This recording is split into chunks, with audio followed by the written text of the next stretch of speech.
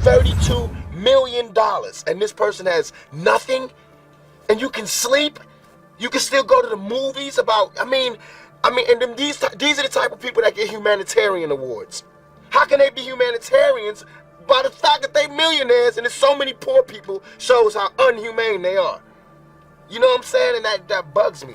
The community as a whole is sick. And so the sick society produces abnormalities.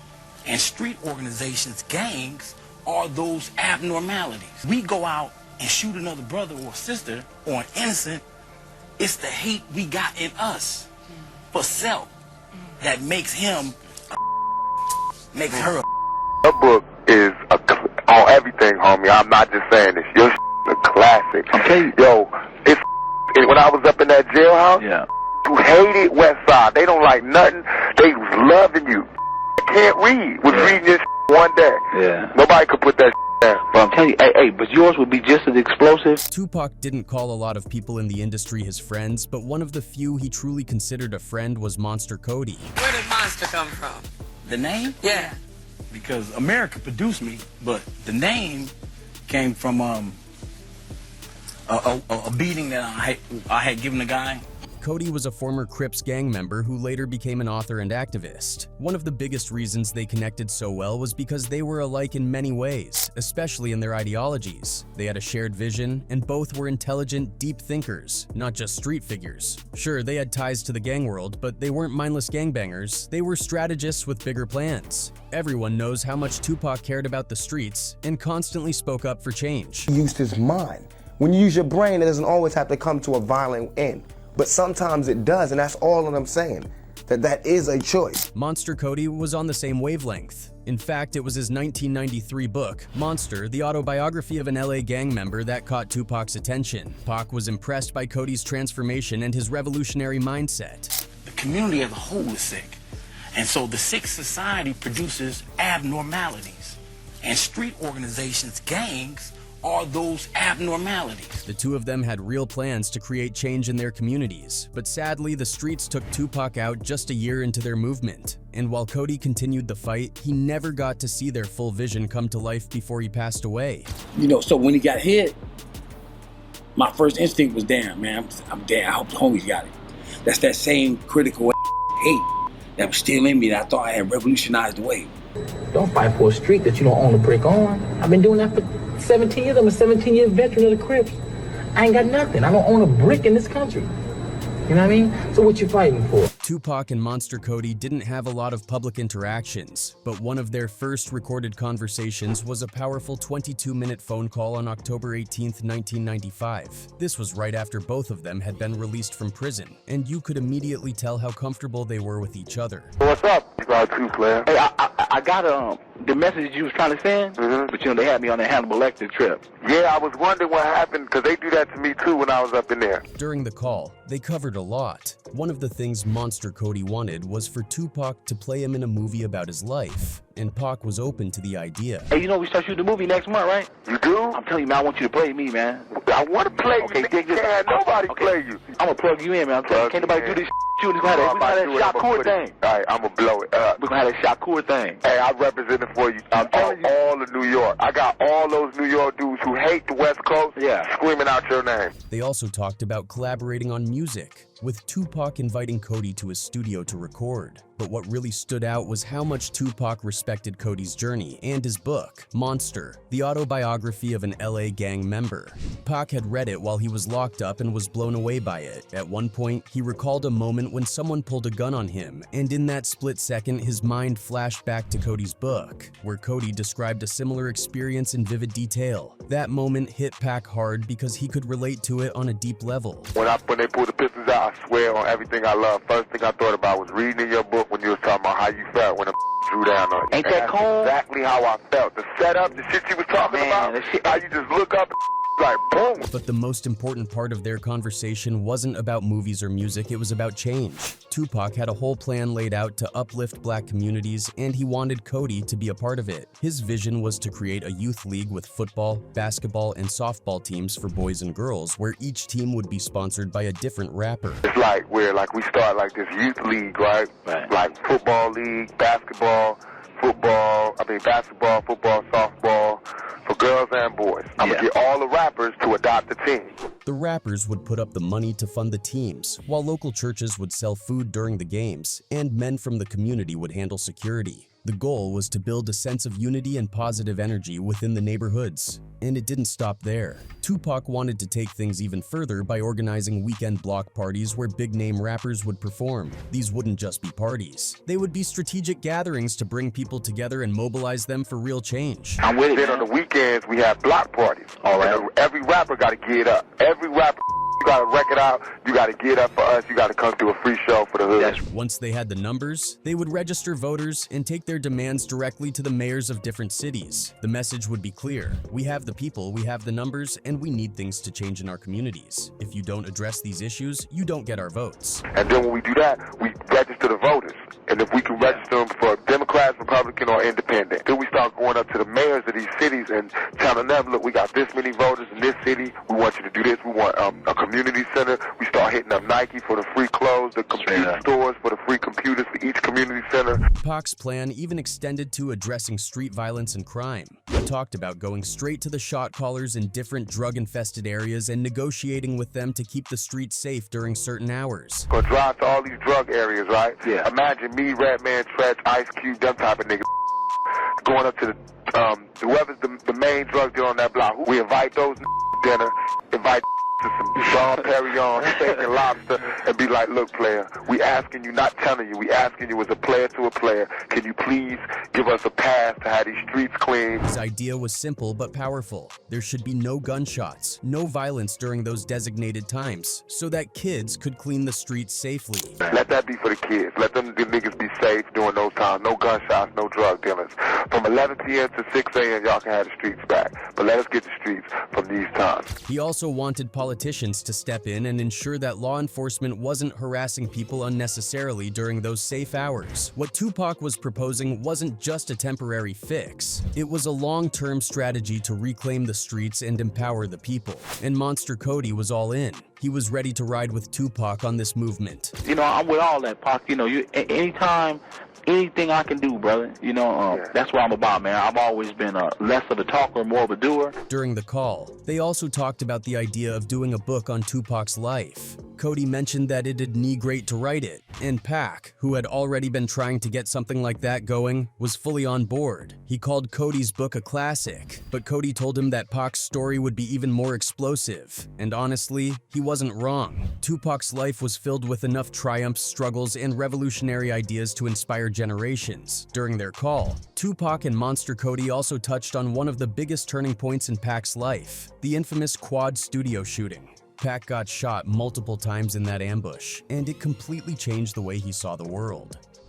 Before that incident, he used to put the movement first. He believed in uniting people, bridging gaps, and bringing different groups together for a greater cause. He didn't prioritize gang affiliations or street politics because he thought there was a bigger fight to win. But after that shooting, everything changed for him. Pac admitted that the betrayal messed him up mentally. He felt like his open-mindedness, his willingness to embrace everybody, was what got him set up in the first place. That's when he started leaning toward putting gangbanging first, because in his eyes, the movement had failed him.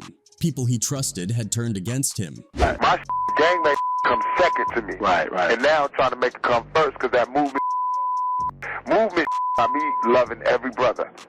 Yeah. You know what I mean? And that brother got a chance to whack you. I'm there for you. You know what I mean? Yeah. Money, I'm with you. They come up to me with guns, be hugging me with text on, you know what I mean? And when Pac said this, Kody responded with something that would later seem like a warning. He talked about how he always kept his circle small. Kody was extremely cautious about the people he surrounded himself with because he knew that the wrong company could put him in life or death situations. He made it clear that he only trusted a select few, and he was very intentional about who he called a friend. I am who I am. I survived through what I survived through by being intelligent, by not allowing cats to outsmart me, put me in precarious positions where I can get whacked, right? right? So I choose my friends very, very carefully. Looking back, a lot of people found that conversation eerie because in many ways it foreshadowed what happened to Tupac. One of the biggest theories surrounding Pac's death is that the people around him, the ones he trusted, were the ones who led to his downfall. And that's exactly why. After Tupac was killed, Kody's first suspect wasn't the streets, it was Suge Knight. To Kody, there was always something off about the circumstances surrounding Tupac's death. Yes, Tupac joining death row and aligning himself with Suge Knight played a huge role in escalating the East Coast versus West Coast beef. But Kody believed there was even more to it. He later wrote about his suspicions, saying, "On hearing of his death, my first thought was that Suge had him set up. I had no evidence but had heard that a feud was brewing over contractual matters, including Machiavelli's firing his lawyer, David Kenner, and his wanting to leave death row to start his own label. I read and reread all the news clippings about the shooting. Things kept fitting ill to me. I'd read that he had no vest on and then saw a photo and vibe to substantiate this fact. Yet in my experience, Machiavelli went nowhere without a vest or his heat. And if his killers were the Southside Crips with whom he supposedly fought that evening, why didn't the shooter dump on every car in the caravan? Suge's entourage was allegedly made up of top-ranking, blood Pyrrhus, so why would a Crip pass up all those points to shoot someone who wasn't even a blood? These thoughts ran through my head before I met the man. Kody actually went on to investigate Tupac's murder himself. That alone speaks volumes about the love and respect he had for Pac. Interestingly, Kody eventually met Suge Knight while they were both in prison. Suge even wrote him a letter acknowledging his friendship with Tupac, but even that wasn't enough to ease Kody's suspicions. He remained skeptical, constantly questioning the narrative that was being pushed about Pac's death. Monster Kody may not have been able to bring his vision to life alongside Tupac, but that didn't stop him from making a name for himself in his own way. His journey was one of transformation. From a feared gang member and one of Los Angeles' most notorious criminals, to an author and activist who used his own story to warn others about the dangers of the streets, his life was a roller coaster, filled with extreme highs and devastating lows. But through it all, he remained a figure that people couldn't ignore. Throughout his lifetime, Kody went by several names, each representing a different phase of his existence. When he was a young gang member terrorizing the streets, he was known as Monster Kody, a name that came with a reputation so intense that even the police used it. That name was given to him when he was just 13 years old, after a brutal incident where he viciously beat a robbery victim to the point that the man's face was completely unrecognizable. Where did Monster come from? The name? Yeah. Because America produced me, but the name came from a beating that I had given the guy. And the dude hit me in the face, and then we chased him and beat him and stomped him and disfigured him. And the pigs, police, were saying that whoever had did this to this cat was Monster. When the cops saw the damage, they reportedly called the attacker a monster, and from that moment the name stuck. But as Kody grew older and his mindset began to shift, so did his identity. In the 1980s, while he was incarcerated, he became involved with the Republic of New Africa movement, a black nationalist group that focused on self-determination and empowerment. He also converted to Islam, adopting the name Sanyika Shakur. It was a symbol of his evolution. He was no longer just the gang member feared in the streets. He was someone seeking knowledge, reflecting on his past, and trying to understand his place in the world. His early years were rough, to say the least. Born in 1963, Kody grew up in an environment that was anything but nurturing. His father, Ernest, was abusive, frequently beating him, while his mother, Birdie, was distant and neglectful. The family dynamic was chaotic, and by the time his parents divorced in 1970, it was clear that Kody was already on a troubled path. Things only escalated further when, in 1972, his mother moved him to South Central Los Angeles, a neighborhood that, at the time, was quickly becoming a battleground for gang activity. It wasn't long before Kody found himself drawn to that world. One of his neighbors happened to be Stanley Tukey Williams, a man who would later become infamous as one of the co-founders of the Crips. Tukey took Kody under his wing, introducing him to gang culture. Kody would spend hours at Tukey's house watching older gang members lift weights, smoke PCP, and talk about the street life. To a kid with no real parental guidance, this was his version of education. He was soaking it all in, fascinated by the power and respect that these men commanded. And at that age, it's very easy to feel powerless because a lot of us are powerless. So we join gangs, as I did, for the power. To be able to say, This is my crew, this is my posse, these are my homeboys. Years later, Tauki would reflect on this period in his memoir, Blue Rage, Black Redemption, expressing regret for exposing Kody to the gang lifestyle so early. But by then, the damage was already done. Kody was all in. By 1975, a new Crip faction called the 8 Trey Gangsters had formed in Kody's neighborhood, and he wasted no time joining up. He had just graduated from 6th grade, but instead of worrying about school, he was already making a name for himself in the streets. His initiation was no joke. One night, he and some other gang members stole a car, loaded it up with weapons, and went hunting for rival gang members. Their target was a group of Bloods known as the Brims, and Kody was handed a sawed-off 12-gauge shotgun with strict instructions. He wasn't allowed to leave the scene until he had fired every last shell. That was his entry into the gang world, and from then on, he was locked in. His reputation as Monster Kody only grew from there. He became known as one of the most ruthless members of the 8 Trey Gangsters, and his name struck fear into both enemies and allies. By the time he was 14, he had already caught his first serious case. In 1978, he was arrested for shooting a fast food worker who had disrespected his younger brother Kershawn. That was just the beginning. Over the next decade, he was in and out of jail so often that it became a way of life for him. Despite dropping out of high school, Kody found himself drawn to education while behind bars. Prison gave him time to think, and he used that time to read, learning about Malcolm X, the Black Panthers, and revolutionary ideologies that made him question everything he had been taught in the streets. He started associating with members of the Republic of New Africa, and that exposure pushed him to re-examine his purpose. It wasn't just about survival anymore. He wanted something bigger, something that mattered. His involvement in activism deepened when he participated in the 1992 Los Angeles riots, a massive uprising sparked by the brutal beating of Rodney King by LAPD officers. The riots were a turning point in LA's history, and Kody was right in the middle of it, standing with his people in defiance of a system that had oppressed them for generations. That, of course, led to yet another arrest. By 1993, Kody was sitting in solitary confinement at Pelican Bay State Prison, one of the most notorious prisons in California.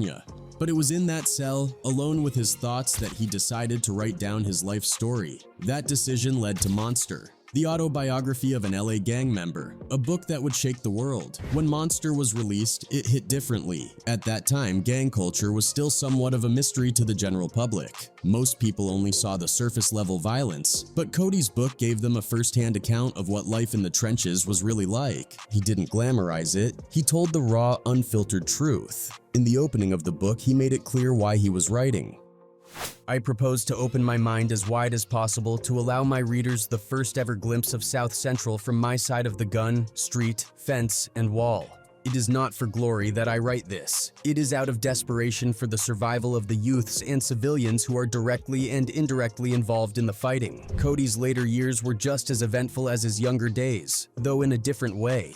Even as he tried to turn his life around, trouble seemed to follow him. In 2007, he was accused of breaking into an acquaintance's home, assaulting him, and attempting to steal his car. At the time, his name was already on Los Angeles' most wanted gang members list due to parole violations. Given California's strict 3 strikes law, another serious conviction would mean life in prison. That case was a major turning point. If things didn't go his way, he was looking at spending the rest of his days behind bars. In 2008, Kody ended up pleading no contest to carjacking and robbery charges. Instead of life, he was sentenced to 6 years in state prison. That same year, while locked up once again, he took a different approach to storytelling. He had already told his real-life experiences in Monster, but now he was diving into fiction. He wrote his first novel, Thug Life, using storytelling as another way to highlight the realities of street life. But he didn't stop there. In November 2013, he released another book, Stand Up, Struggle Forward, New African Revolutionary Writings on Nation, Class, and Patriarchy.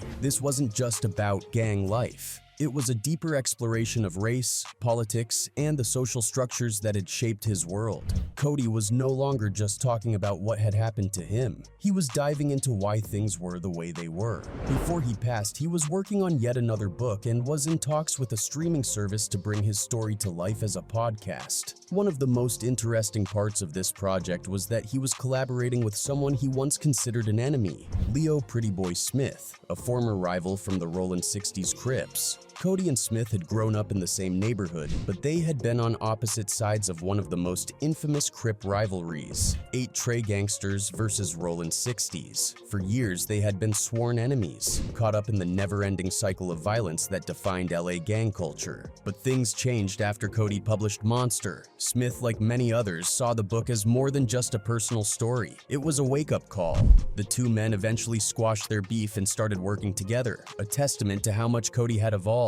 One of the people who helped bring Kody's story into the mainstream was Leon Bing, a former fashion model turned journalist. She had written a book called Do or Die, an in-depth look at LA gang life, and Kody was one of the people she featured. That exposure played a big role in making his story known outside of the streets. Bing saw a side of Kody that many didn't. She recalled organizing a toy drive at a local hospital while he was in prison, an effort to give back to the community despite his circumstances. She remembered him as an incredibly intelligent and well-read person, someone who was often misunderstood because of his reputation. He had been feared for so long that people didn't always see the depth of his mind. Fast forward, and Kody's story came to a tragic end. On June 7, 2021, he was found dead in a tent at an encampment near the San Luis River Trail in Oceanside, California. His wife Tamu was the one who discovered his body. According to authorities, Kody had been dead for some time. His body was in a badly decomposed state when they found him. The Oceanside Police Department stated that there were no signs of foul play, and it appeared he had died of natural causes. News of his death spread quickly, and many took to social media to express their condolences. Even those who had never met him felt the impact of his story. Kody's life had been full of twists and turns, but through it all,